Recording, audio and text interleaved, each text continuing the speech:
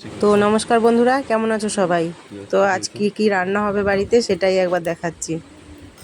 তো ওর বাবা তো মাছ মাংস ধুয়ে দিল, ছেলে রসুন ছাড়াচ্ছে, আর এইদিকে বাজার করে এসছে, বাজার থেকে সবজি নিয়ে এসছে। আমি এইগুলোকে বেছে পরিষ্কার করে নিচ্ছি, সবজিগুলোকে সব ফ্রিজে ঢুকালাম।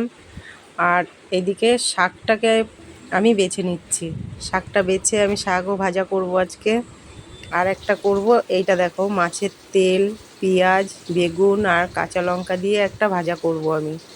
এইটা আবার খেতে খুব ভালোবাসে আমার ছেলে, তার জন্য এটা আমাকে ভাজতে হবে। তো আমি মাছের তেলটাকে ভেজে নিলাম আগে সুন্দর করে, লাল লাল করে। আমার ছেলে খেতে এটা খুব ভালোবাসে।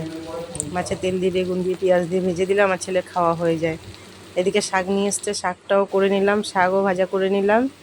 তারপরে মাংস করতে হবে আবার, মাংসটাকে দই চিকেন করলাম আজকে আমি। তো দই চিকেন করলাম। এবার ছেলে বলছে, মা তাড়াতাড়ি খেতে দাও, খিদে পেয়ে গেছে। ছেলেকে খেতে দিয়ে দিয়েছি, তো আমার ছেলে খেতে বসে গেছে।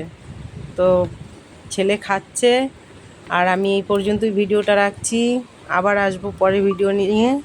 আর যদি ভালো লাগে তো একটা লাইক করে দেবেন, কমেন্ট করে দেবেন। টাটা।